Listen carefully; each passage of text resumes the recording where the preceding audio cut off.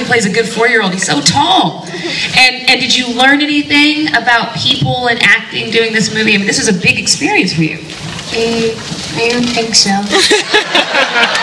You're just a genius. All right. Well, you did a great job. You did an amazing job.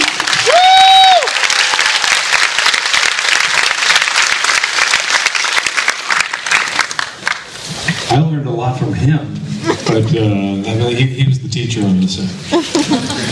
I'd like to ask Joe a question to share with all of y'all. He was sitting and reading the New York Times and came across a mention of this little book by Todd Burpo and Lynn Vincent. And I'd just love for you to share with them the moment of that and what you thought. Well, I read this about 6-line statement about the book, and I thought, well, that'd make a really good movie. Now, that's what I do for a living, and I thought, well, someone must own these rights, because anytime you read something in the New York Times, somebody bought it a year ago. And I asked my wife to download it. She read it, I read it, and the next day, Monday, I called up Joel Needler in Denver, who was the agent on the book, and I said, okay, who's got the rights? And he said, you're the first person who called. I thought, well, that's Hollywood for you. And I said, well, who's publishing it? And he said, Thomas Nelson. Everybody else has turned it down. I said, okay. And how many books are you going to publish? And he said, 25,000, we think. I said, okay, I'll buy the book.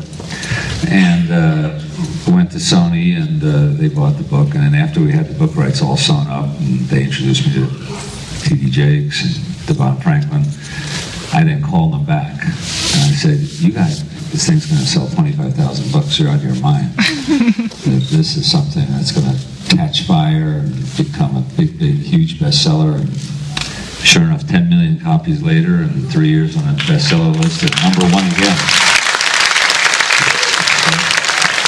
You know, you mentioned T.D. Jakes. We want to welcome Bishop T.D. Jakes, who is here, as well as the Burpo family here in the theater. So if you guys can come down to the stage. We want to welcome you, give you a proper Texas welcome.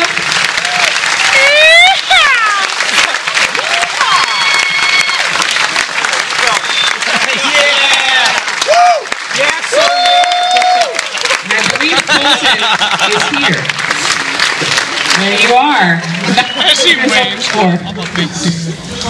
Welcome, you guys. Thanks for being here. And Devon has a beautiful life. And it's interesting to note that Bishop Jakes and Todd Burpo met at a ministers' conference. Is that right? Let me run over here. We have a limited number of microphones, Bishop Jakes. Yeah, we met at Ed Young C3 conference, and I was speaking there, and at that time was promoting another film that we did through Sony called Jump in the Broom, and he came up to me and told me, he said, I want to do this project. I want to make sure that my son's story is told and protected, and he said, I want you to be one of the producers on the project. So because of him, I got a job. Thank you. I'll let you pass that one to Colton. Colton, I mean, you're the little boy in the book with the yellow vest on, who people now know around the world. So do they ask you quite often if you still have visions of heaven? Yes. The hospital stay and the events leading up to it, those events are foggy in my head, but the images of heaven are very vivid in my head. And how do you retain those? How do you hold on to those? Because obviously as we grow up, everybody knows as you become an adult, sometimes your faith is challenged. So how do you retain those visions of heaven? Well, just being able to talk about it and through prayer. I've had to work a lot so I don't forget these memories because I don't want to forget them. That's right, and I've got to walk over to you, Dad, Pastor Todd Burpo and family. Thank you guys so much for being here. Your story is changing people's lives, really. We saw in the movie, and Randall Wallace so beautifully shot this film, showing the light and the dark, of revealing a story that could easily be questioned, and you saw the character's faith being tested. Was that the case with you all? Was your faith tested by this story of heaven, this experience, or was it something that knit you together stronger? Well, I think when it comes to the struggle of faith, I always believed in heaven. But I didn't know what I believed about near-death experiences, and I never anticipated talking to someone about what they saw about heaven, or especially someone so young, and not even my own son. I never took a class in college that said, this is how you're going to talk to your son about heaven. And as I worked through that, you know, my biggest struggle was, how can we put so much faith into something a child is saying? And I had to work through that, and I had the benefit of being close with my son, and my son being able to answer questions and answer hard questions, and he never missed things. And so I had a journey there, a journey of saying, is this true? And then once it's true, all those things you see in the film about all the reactions and responses we had to deal with, so they portrayed it very, very well. And I'm so grateful for today. I think when we took the risk of finally writing the book, it was like we did so hoping that when we worked through the piece, I think you saw the scene of the two sisters, right? Mm-hmm. That was a powerful day for us, incredibly powerful. And God said, is it right for you to keep that kind of peace to yourself? Mm-hmm. And now, through this medium, we get to share that kind of peace with the world. Mm-hmm. And that's something I wanted to ask you, Sonia. Thank you. That's part of the story. I have so many women who have read the book as well, and they've mentioned to me that it gives them peace knowing after they've lost a child that they're going to meet that baby one day. Is that something that you've been able to help other women share? Yes, and I get the cry question. I'm sorry, I'll hold it together here. I think miscarriage is a silent, quiet hurt we can go to the grave with, and we are now giving a voice to that, and we are so grateful we're able to help everybody with that. God does not waste a hurt. Satan tells you you're the only one that has ever gone through that. You tell him, no, there's somebody else that's gone through that, and you need to find some help through either reading a book, scripture, worship, and I think we all know now, as mamas, we want to take care of our babies, and I know my girl's being taken care of just fine until I get there. I want to thank you for being so honest and your story is so authentic. I want to interrupt for just a second. In the light of this that's just been said, there's some other people that ought to be up here too. In fact, a whole lot of people ought to be up here as well. But I'd like to ask for Lynn Vincent to come up, for Christopher Parker to come up, and for Devon Franklin to come up. And Devon Franklin with Sony, who was instrumental in helping make this film happen. Yeah, the first people to grab a hold of this story, first people to face the blank page, first people to put a shape to all of this. This is Lynn Vincent, who co-wrote the book with Todd. This is Christopher Parker, who wrote the original script. And this is Devon Franklin, executive of Sony, who stepped in and fought for this movie every step of the way.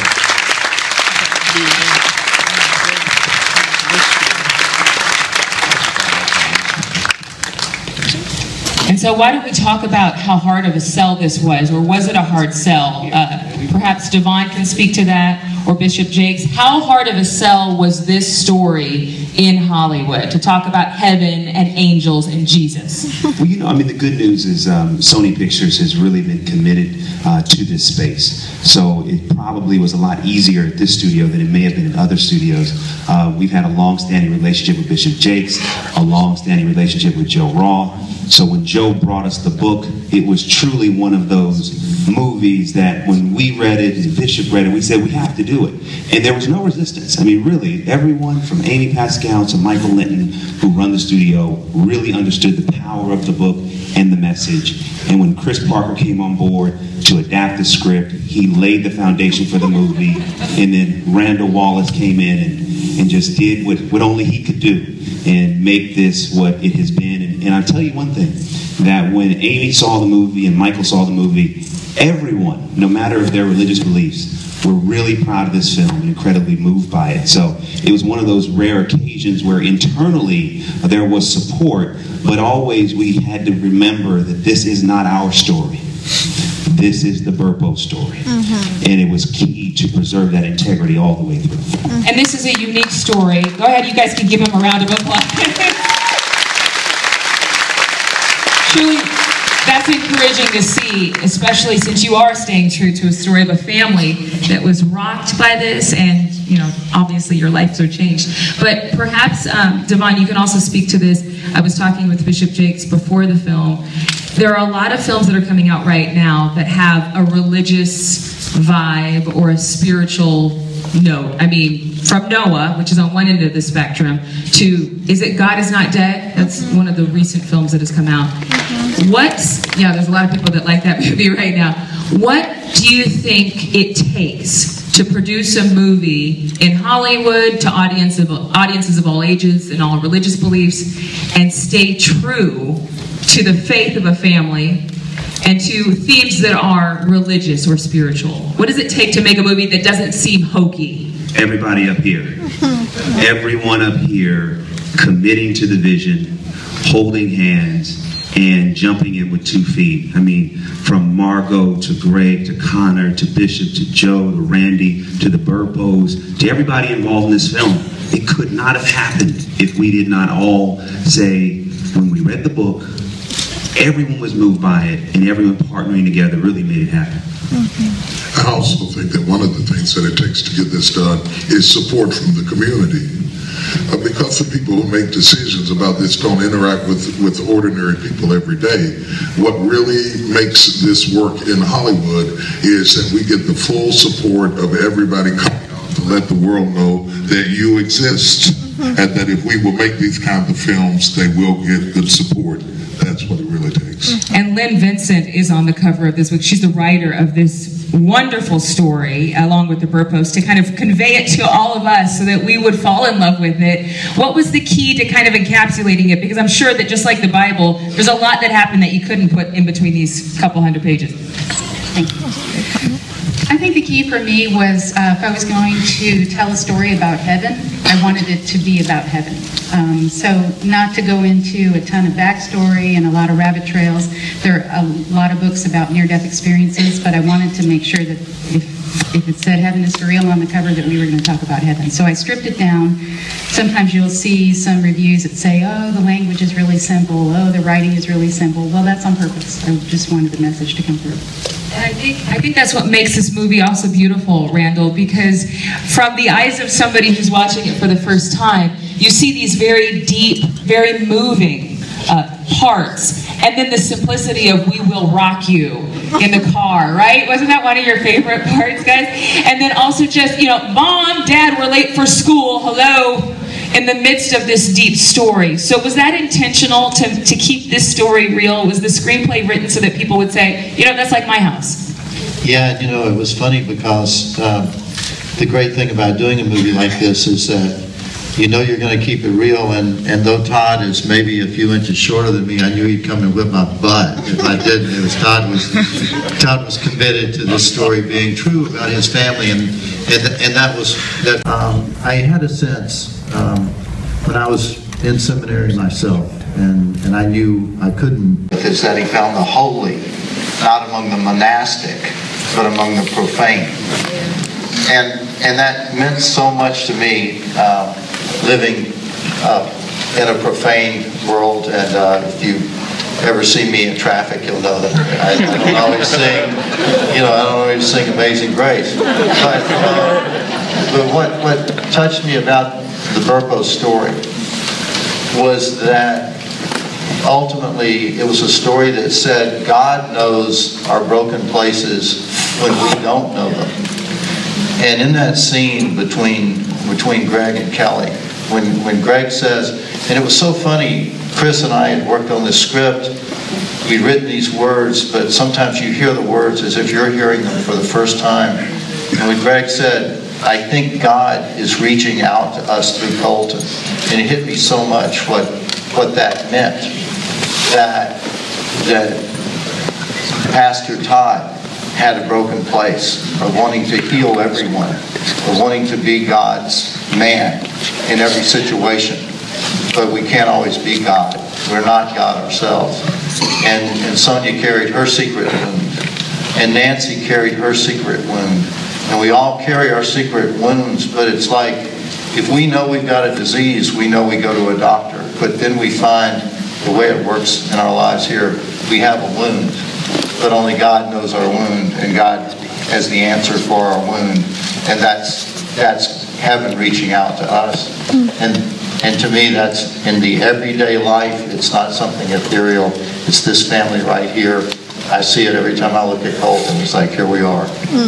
And Margot did a wonderful job of displaying the doubt that a lot of people encounter, whether in themselves or in others, when facing something that's supposed to be wonderful. Faith is supposed to be beautiful. Heaven is supposed to be lovely. But I believe, Margot, and I'm going to just jog down here. I'm just going to make the long walk. You evoked a lot of what many hurting people experience, which is denial because of the pain. Wouldn't you say? Yeah, I think that a lot of people get mad at God and think that don't mind left. Think what, Greg? Help me here. That lose their faith along the way, if they had any. But I found, I think Nancy found a way back to God through her loss and finding help. Sorry. We've been talking since 8 o'clock this morning. I really was, I had a lot more coherent thoughts before. This movie left you speechless, right? Yeah. Very, very proud of it. All right. Well, we are so proud of it, too. Any final comments? Yeah, I thought, at the risk of being corny, but accurate, I've been involved in over 400 movies in my career, as one form or another.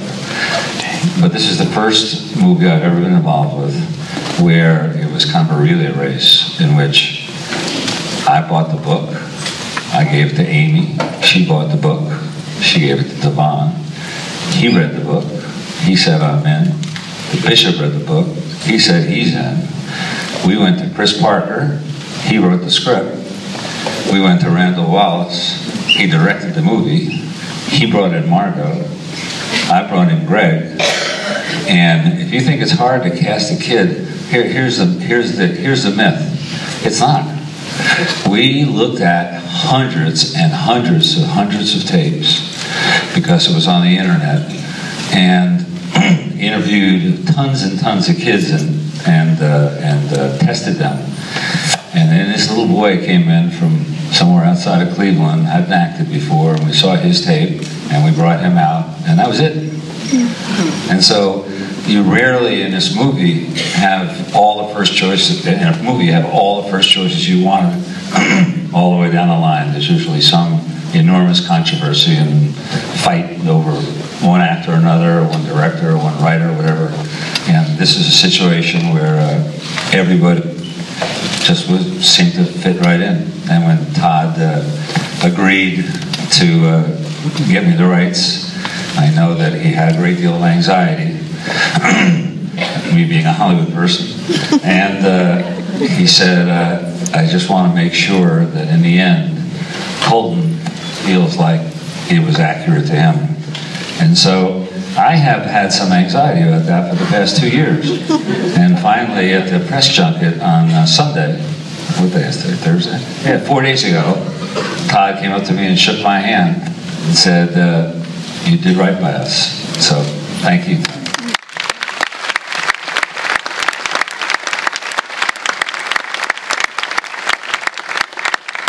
Does anybody else have any final comments? I know the movie opens to the public on April 16th, correct? Mm-hmm. Which is Wednesday before Easter. I think we ought to thank Cassie and Colby for letting us portray their lives as well. Yes.